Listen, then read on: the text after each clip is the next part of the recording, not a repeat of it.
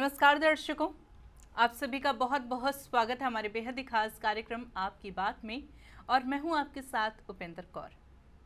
दर्शकों, आज इस कार्यक्रम में हमारे साथ एक ऐसी शख्सियत उपस्थित है जिन्होंने न जाने कितने उदास चेहरों पर अपने हास्य कलाकृति के माध्यम से मुस्कान लेकर आई। हम बात कर रहे हैं the famous comedy artist Banwari Lal Jhol ji की। तो आइए सबसे पहले मिलकर उनका स्वागत करें। नमस्कार सर, बहुत बहुत स्वागत है आपका। नमस्कार नमस्कार। और जितने दर्शक हमें देख रहे हैं मैं उनको भी नमस्कार करता हूं। और बहुत खुश हूं कि आप लोग हमें देख रहे हैं और इस चैनल को आप देखते रहिए क्योंकि काफ़ी पॉपुलर है। सर, आज इस कार्यक्रम के माध्यम से मैं आपसे आपके सफ़र के बारे में जानूंगी और भी बहुत सारे चीज़ों के जवाब आपसे जानूंगी।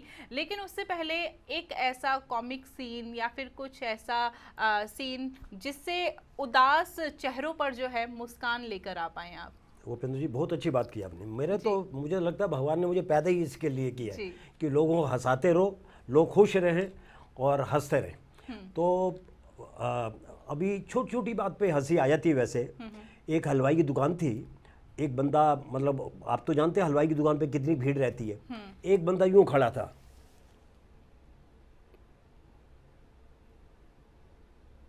तो जो हलवाई था बड़ी देर देखता रहा उसे कि ये देखता है मगर इधर ना कुछ मांग रहा है, कोई चीज़ नहीं। तो हलवाई ने पूछ लिया, क्या देख रहे हो? मौका, कि मौका मिले उठा के भाग जाओ। तो ये छोटी छोटी बात पे भी हंसी आती है। लेकिन एक जोक सुना रहा हूँ मैं कि जब भाषा नहीं समझ पाता आदमी, हुआ क्या, एक हमारे दोस्त की ना इंक्रीमेंट हुई। बोला, बनवारी जी मेरी इंक्रीमेंट हुई है, मैं एक पार्टी देना चाहता हूँ। मैं कहा थैंक यू, चलो चलो पार्टी खा लेते हैं। तो वो कहने लगा कि एक रेस्टोरेंट नया बना है जिसका नाम है चाऊ माऊ रेस्टोरेंट। मैं कहा चाऊ माऊ रेस्टोरेंट, ये पहली बार सुना हूँ। कहता अभी खोला है, चाइनीज से। मैंने कहा अच्छा चलो। वो मुझे ले गए रेस्टोरेंट में। अब आप जानते हैं कि अगर भाषा समझ नहीं आए तो बड़ा मुश्किल होता है। वो मुझे रेस्टोरेंट में लेके चाऊ माऊ रेस्टोरेंट, और जाके हम बैठ गए। और वेटर एक कॉमन शब्द है, तो उसने कहा वेटर। अब वेटर आया तो वो बट नेचुरली कि वो जैसा रेस्टोरेंट था वैसा वेटर। ही हाँ पहुँचा। मैं कहा हाँ पहुँचा। मैं कहा शायद नमस्ते कर रहा है। तो उन्होंने कहा कि इसको ऑर्डर दीजिए। मेरे दोस्त ने कहा 2 प्लेट चिकन लेके आओ। ही पोचा। मैं कहा तू पहले पोछा लगा ले। पोछा, अरे भैया पोछा लग गया यार, चिकन लेके चिकन। हाँ क्यों पोचा? अरे मैंने कहा यार ये पोछा ही लगाता रहेगा, इसको इशारे से समझाओ, शायद समझ नहीं रहा। हो कुरला। मैंने कहा हाँ बेटा 2 कुरला लिया। एक मेरे दोस्त के सामने रख दी प्लेट, एक मेरे सामने रख दी। मैंने कहा यार बात सुन, तेरा जो कुरला है वो तो लग रहा है चिकन, लेकिन मेरा जो है मटन। कहता नहीं, बल्कि तेरा मटन लग रहा है, मेरा चिकन। तेरा चिकन मेरा मटन, मटर चिकन बटर चिकन। हम चिकन मटर चिकन बोल रहे। तो हमने कहा यार इससे पूछा, उसी से पूछ ले। मैं कहा वेटर है ही पोछा। मैं कहा पोछा नहीं, नो पोछा। अभी जो हम बात कर रहे हैं उसकी बात कर। ये जो ये है या ये है, वो समझ गया कि पूछ रहा है। तो उसने कहा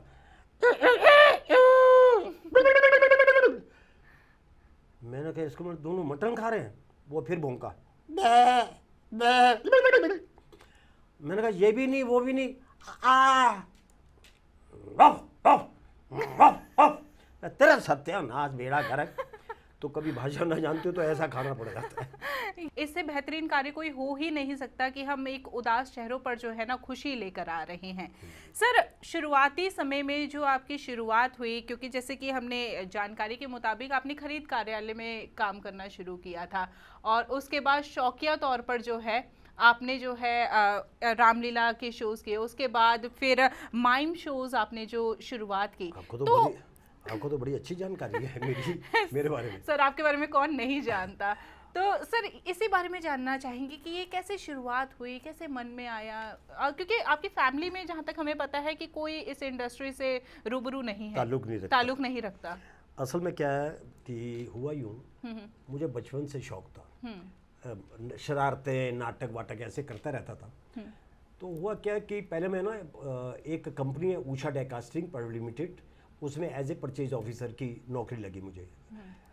मैं पढ़ाई में बहुत पीछे था और मेरे बड़े भाई साहब बहुत आगे थे।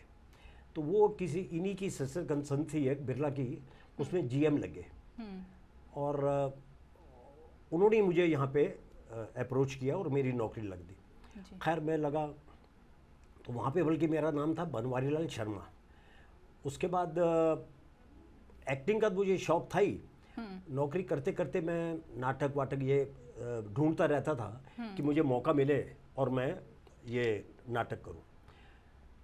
तो उसके बाद मुझे सबसे पहले स्टेज से भी पहले और दूरदर्शन से भी पहले एक माइम के बारे में मुझे पता लगा कि माइम के लिए कुछ आर्टिस्ट काम कर रहे हैं और उनको एक आर्टिस्ट चाहिए था। तो मेरे एक दोस्त हैं रमेश कालरा, तो वो मेरे पास आए, बोले बनवारी ऐसे ऐसे यार माइम का आर्टिस्ट चाहिए। मैंने कहा अच्छा। और आप यकीन माने हमें 20 रुपये पर शो मिलता था एक शो का, और हम स्ट्रीट शो करते थे। ये मैं बड़ा छोटा तब की बात कर रहा हूँ। तो हम दिन में 4 शो करते थे और नुक्कड़ नाटक बोलते हैं उसे, वाइट फेस करके और वो कॉस्ट्यूम पहन के। लेकिन हम जो नाटक करते थे ना वो सारे एजुकेशनल होते थे, जैसे फैमिली प्लानिंग पे हो गया, ड्रग एडिक्ट्स पे हो गया, ये मत करो वो मत करो, इस टाइप से ना। तो बच्चे बड़े खुश होते थे और स्लम एरियाज में करते। वो करते करते फिर मुझे दूरदर्शन पे मौका मिला जाने का। वहाँ मैंने उसका नाम क्या ऑडिशन दिया और वहाँ मैं पास हो गया। पास होने का फिर नाटक शुरू किए। हाँ जी। जब नाटक शुरू किए, हम इस लाइन में तब आए थे जब इस लाइन को बहुत बुरी लाइन समझते थे लोग। बिल्कुल। और हमें भांड बोलते थे, ये भांड पैदा हो गया घर में जी। पिताजी हमारे बोलते थे कि कुछ काम करे, पता नहीं कि वे भांड किसके पास है इधर। तो इस तरह से डांट खाते थे। लेकिन क्या है, वो कीड़ा ऐसा लड़ा हमें, वो कीड़ा हटता ही नहीं था। तो हम चोरी छिपे जैसे भी नाटक की तरफ जाने की कोशिश करते थे। बिल्कुल। तब मैंने नाटक किया कुड़ी जवान ते गौंडी परेशान, हाँ जी। जिसमें मुझे एज ए हीरो रोल मिला। लेकिन उसमें था कैरेक्टर मेरा जैसे झल्ला, गुल्ली डंडा लटका हुआ है, झल्ला सा कैरेक्टर। और जब मैंने शो किया तो आप यकीन मानिए कैपेसिटी थी 500 की हॉल में, और उसमें कम से कम 650 बंदे बैठे स्टेज पे। मतलब इतना पॉपुलर सुपर हिट शो था वो, बड़ा ही बहुत। मतलब ये देखिए, एक शो किया, 2 शो, फिर हमें सपुरा हाउस में उन दिनों पंजाबी नाटक इतने होते थे। ये मैं 79 की बात बता रहा हूँ। हाँ जी, 1979 79 भी मैंने। उसके बाद काफ़ी नाम हो गया, सब जानने लगे, फिर चांस मिलने, फिर दूसरे ग्रुप वाले भी कहने लगे बनवारी हमारे साथ किया कर ना, हमारे साथ भी ऐसे।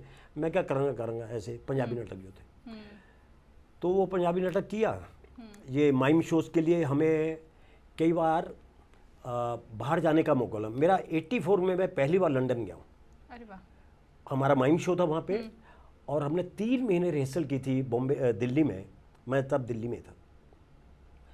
और रिहर्सल करने के बाद वहाँ पे फेस्टिवल था, इंडियन माइम फेस्टिवल। वो फिर हमने वहाँ पे जाके शो किया। तो वहाँ के ग्रुप ने मेरे डायरेक्टर से कहा बनवारी को आप 6 महीने के लिए हमारे यहाँ भेज दो। मतलब इतने इम्प्रेस हुए थे। तो फिर हमारी माइम की जो है एक शुरुआत वहाँ से हुई थी। सर, अभी आपने बताया कि आपकी फैमिली में सपोर्ट नहीं था, फादर जो थे आपको इस चीज़ के लिए अच्छा नहीं समझते थे, पर जब इतना फेम मिला, इतने शोज आपको मिल रहे थे, तब क्या फैमिली का रिएक्शन था? सपोर्ट मिला उसके बाद या नहीं? अभी मुझे बात याद आ गई, आपकी जो स्पोर्ट की बात कर रहे हैं ना। हाँ। मेरी जब शादी होने लगी तो मेरे साला साहब, हमारी दुकान थी एक सदर बाजार में धूप अगरबत्ती की। तो वो साला साहब आए, दुकान अभी खुल गई थी।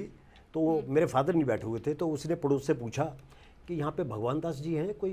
उनका एक लड़का है बनवारी झोल। ओ पागल, उसने सीधा ये कहा। क्योंकि उन दिनों हमारे नाटक वाटक मतलब होते थे, लेकिन हम दूरदर्शन पे नहीं आए थे। तो हुआ क्या, वो सुन के बड़ा अजीब सा कि पागल बोल रहे हैं। तो यार क्या हम अपनी लड़की किसको दे रहे हैं, हम लड़की किसको दे रहे हैं। उसी बंदे ने जब मेरा पहला दूरदर्शन पे नाटक आया ना, वही जिसने पागल कहा, वो बोला ओ बनवारी बनवारी, ओ यार तेरा नाटक देखे सी आज, यार मज़ा आ गया यार। तब जाके हमारी इज्जत हुई। तो उसी हिसाब से हमारे घर वाले भी, जब मेरा टीवी पे शुरू हुआ प्रोग्राम आना दूरदर्शन के साइड से, और नाटक पॉपुलर हो गया, तब जाके फिर घर वालों ने भी सपोर्ट किया, भी ठीक है कर रहा है। और फिर आमदनी भी हो गई थी ना। बिल्कुल, ये तो सबसे बड़ा मुद्दा एक आता बिल्कुल, है, बिना आमदनी के तो कोई भी नहीं पूछता। बिल्कुल। सर, ये बात तो रही आपके शोज की। अभी आपने ये भी बताया कि आपने कुड़ी जवान थे ग्वांडी परेशान ये वाला शो किया, और उसके बाद फिर आपकी मूवी जो आई, फर्स्ट मूवी जो आई, वो हम सभी जानते हैं, बाजीगर। तो ये शुरुआत कैसे हुई, ये लिंक कैसे बना, मतलब टीवी शो से डायरेक्टली मूवी?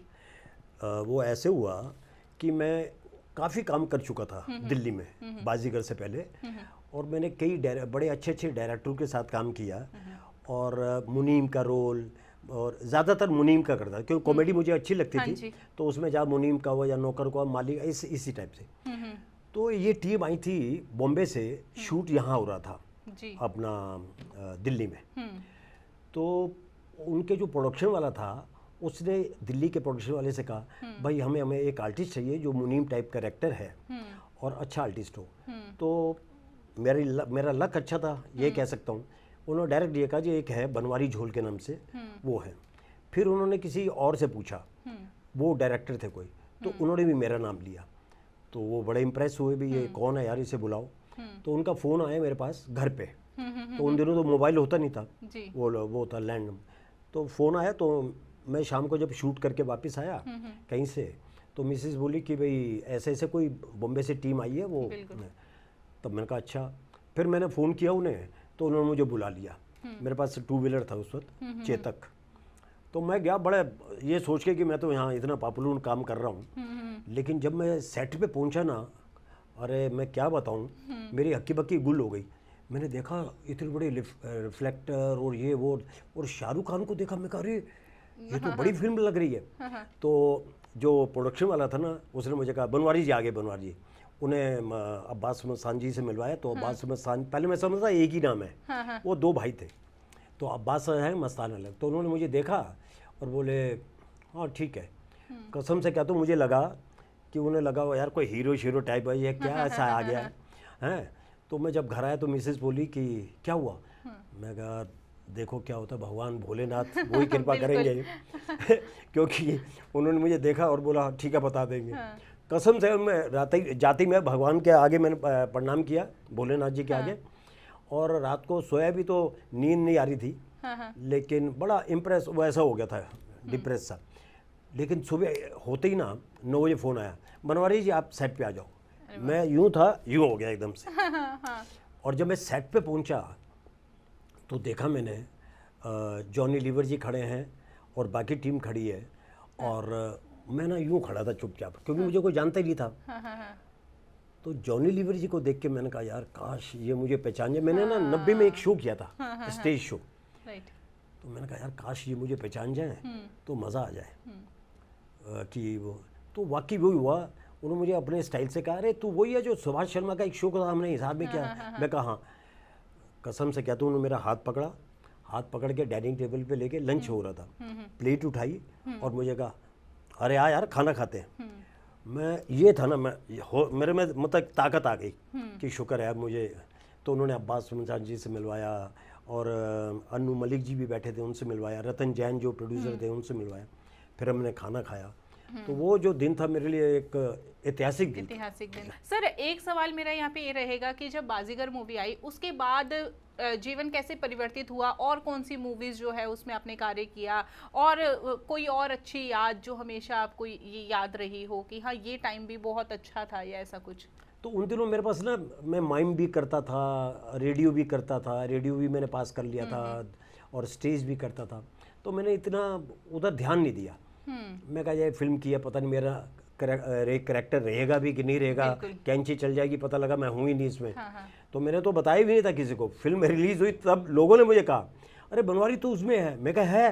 तब मैंने पहली बार तो वो VCR चलता था ना, तब मैंने उसमें देखा था अपना कैरेक्टर कि हाँ मैं हूँ। तब मैंने कहना शुरू किया, हाँ यार मैंने बाजीगर मूवी की है। लेकिन ये है कि मैं लेट गया। बाजीगर मैंने की थी 92 में, मैं गया हूँ बॉम्बे 2000 में। हाँ, ये सवाल सर मेरा था कि 92 में जो है बाजीगर मूवी रिलीज हुई थी, और बॉम्बे जब आप गए हो 2000 में गए हो, तो ये इतनी लेट आप क्यों गए, और जब बॉम्बे पहुंचे तो वहाँ पर फिर क्या स्ट्रगलिंग कुछ रहा, कैसा सफ़र रहा?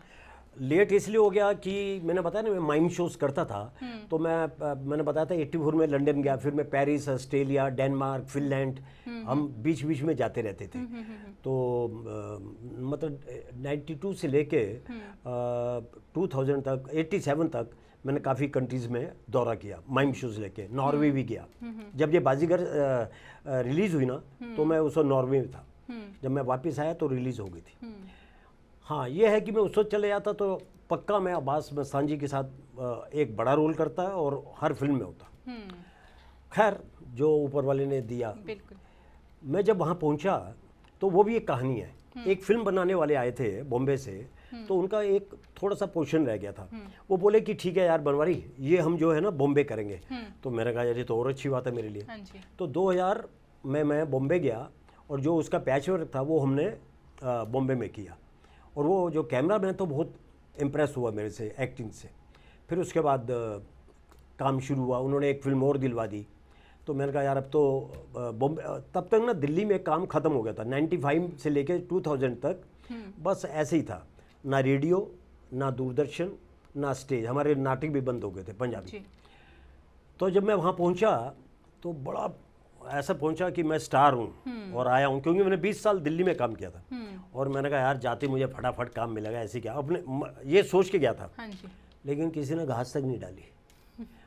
जो मुझे जानते थे वो ही कहते थे अरे बनवारी तो आ गया। मैं कहा हाँ आ गया। अच्छा ठीक है। मैं कहा ठीक है मतलब काम ले दो यार। तो खैर सोच के तुझे क्या था। तो 1 महीना, 2 महीने, 3 महीने, मतलब एक दिन वो था कि मैं समुद्र के किनारे यूँ बैठा हूँ और रो रहा हूँ कि यार यहाँ तो मैं भिखारी बन गया हूँ। दिल्ली में मैं स्टार था और बॉम्बे में कोई पूछ नहीं रहा, कोई पूछ ही नहीं रहा था। ये इसलिए क्योंकि वहाँ पे ऑलरेडी बहुत सारे स्टार्स है, ये रीज़न हो सकते हैं या कोई अन्य रीज़न? देखो मैंने जो जज किया वो ये रीज़न है कि कैमरे के सामने जब आप हैं और कुछ दिखाते तब तो हैं स्टार आप। अब मुझे किसी ने देखा ही नहीं था वहाँ। हाँ। एक नया फेस, और वहाँ भीड़ भी बहुत है। दिल्ली ये थी स्टारों की, आर्टिस्टों की, बॉम्बे ये है। अब उन भीड़ में से चीरता हुआ मैं जब पहुँचा तो दोस्तों से हेलो हेलो करते करते मैं कहा चलो कोई तो मिलेगा जो कि मुझे गाइड करेगा। तो कुदरती दिल्ली के जो आर्टिस्ट थे वो तो मुझे जानते थे। तो एक हमारे सुदेश महान एक कलाकार हैं बहुत अच्छे, वो एक प्रोड्यूसर हैं राजा बुंदेला जी। उनका वो एक सीरियल कर रहे थे उन दिनों, पंजाबी, जी पंजाबी चल रहा था। तो मैंने उनसे कहा, मैं कहा यार हम तो यार भिखारी बन गए, यहाँ पे कोई काम ही नहीं दे रहा यार, रुला दिया बॉम्बे ने।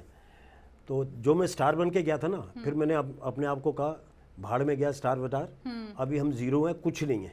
तो मैं फाइल लेके घूमता था कि भाई मैंने ये काम किया है, एज ए स्ट्रगल जैसे जाते हैं। तो मैं जिनको दिखाता था सर मैंने ये किया, तो वो काम देखते थे, बोलते यार काम तो काफ़ी किया है, और लेकिन काम कोई देता नहीं था। तो पहली बार जो है राजा बुंदेला जी के यहाँ पे उन्होंने मुझे अपना, उनका सीरियल था सौ रब दी, तो उसमें रनिंग कैरेक्टर मुझे मिला। तो उन्होंने मुझे कहा कि ठीक है आप चैनल में जाओ। तो चैनल में मैं गया, वहाँ पे जो प्रोड्यूसर थे उनसे मिला। तो उन्होंने कहा कि आप पंजाबी हो? मैं कहा हाँ मैं पंजाबी हाँ जी। तो कहता बस यही देख रहा था पंजाबी बोल लेते हो कि नहीं। उसके बाद मैंने उनके अपना राजा बुंदेला जी के साथ सीरियल शुरू किया। 5 एपिसोड जब टेलीकास्ट हो गए ना, वही राजा बुंदेला जी एक दिन मुझे मिले, उन्हीं के ऑफिस की तरफ जा रहे थे, 4 बंगला में उनका ऑफिस था। तो गाड़ी रोकी, कहा बनवारी जी क्या हाल है? मैं कहा अरे सर आप, बोले यार हम एक और सीरियल कर रहे हैं, वो भी करो ना यार हमारा। मतलब वही राजा बुंदेला जी जो कि दिया था, तो तरीका अलग था। हाँ। लेकिन काम से इतना उन्होंने देखा, इम्प्रेस हुए, फिर वो एक दोस्त बन गए। उनके एक छोटे भाई हैं राम बुंदेला जी, वो अभी तक मेरे साथ जुड़े हुए हैं और बहुत ही अच्छे इंसान हैं। बिल्कुल। सो मैंने देखा काम कैमरा के सामने जब हम कुछ करते हैं ना, तब हम मतलब हम साबित करते हैं अपने आप को, हमारा सर्टिफिकेट वो है कि मैं कलाकार हूँ।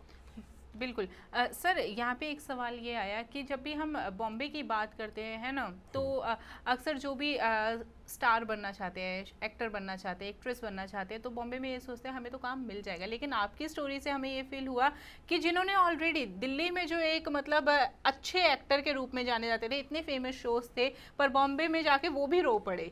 तो ये एक बहुत बड़ी सीख हमें मिल रही है। तो ऐसे में जो न्यू कमर्स हैं, उनके लिए आप क्या कहना चाहेंगे?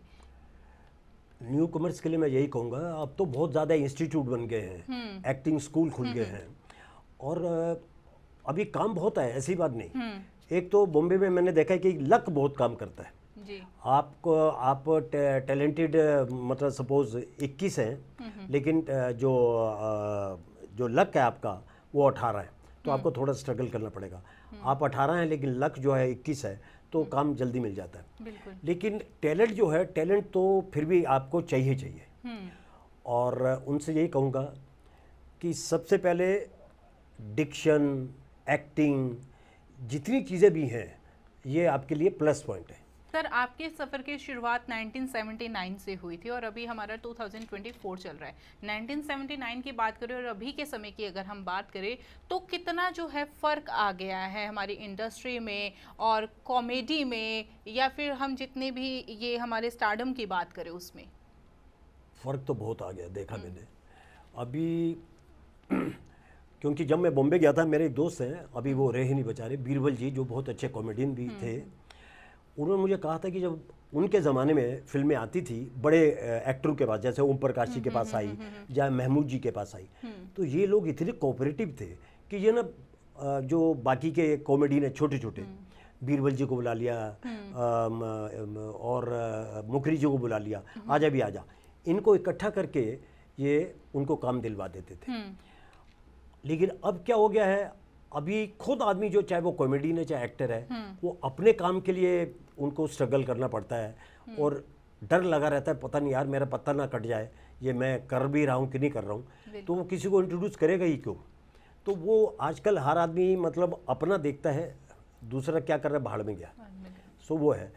और दूसरा ये भी है कि इतनी भीड़ हो गई है, कंपटीशन का वो ज़माना आ गया, आपको ना कुछ अलग एक्स्ट्रा करके आप अगर आगे आ सकते हैं तभी है, टैलेंटेड के द्वारा, और नहीं तो फिर धक्के ही।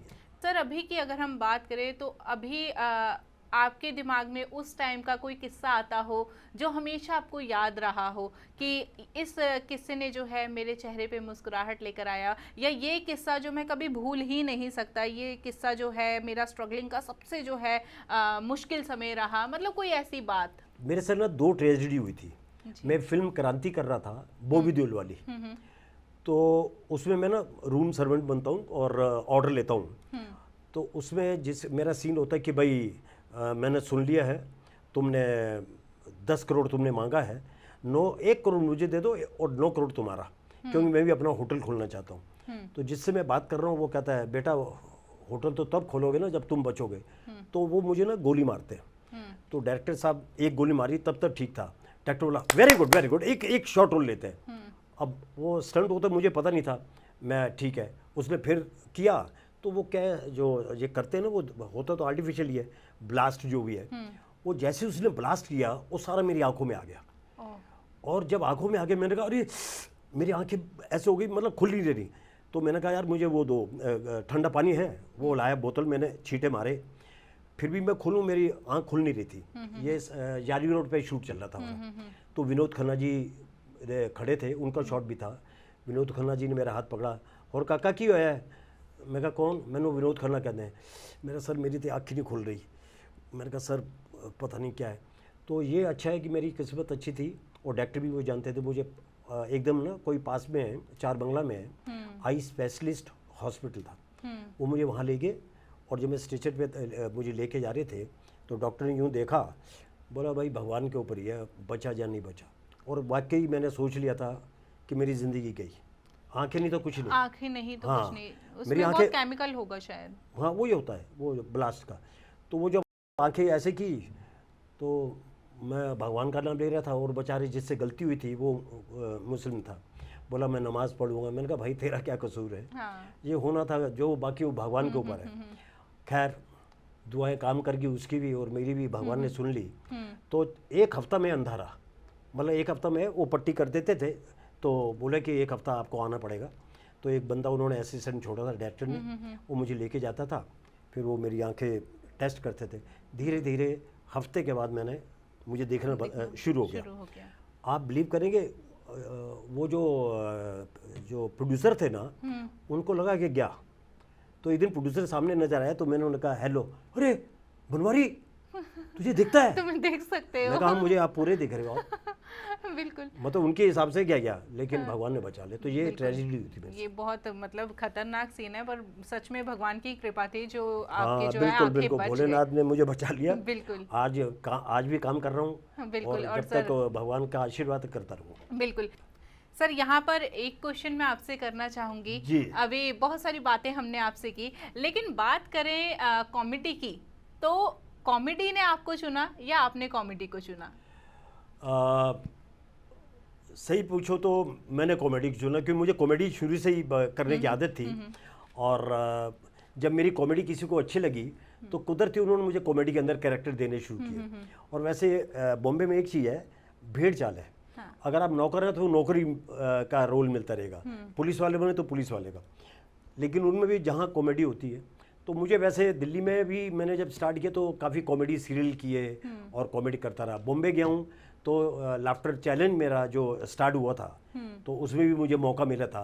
वो इसलिए मिला था कि मेरा एक आइटम था इंग्लिश फिल्म का ट्रेलर, जो बड़ा पॉपुलर हुआ था 81 में।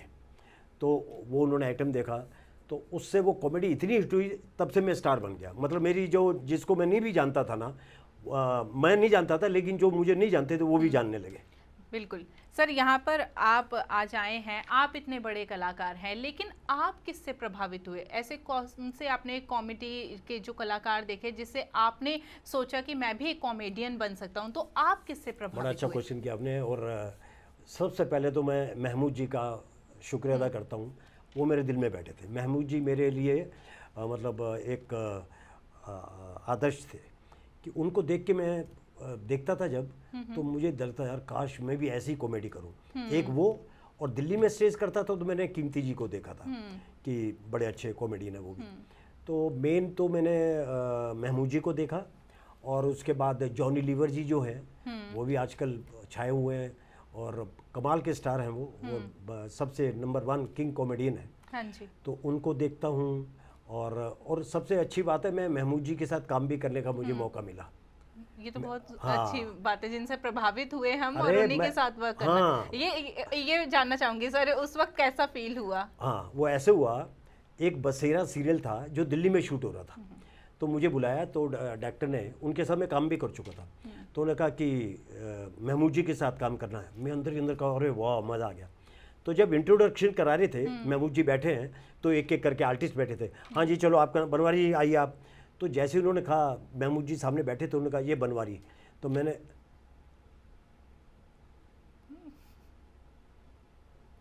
मतलब पागल हो गया। मैं कहूँ सर मैं आपका बहुत बड़ा फ़ैन हूँ या कुछ नहीं, मैं गूंगा हो गया।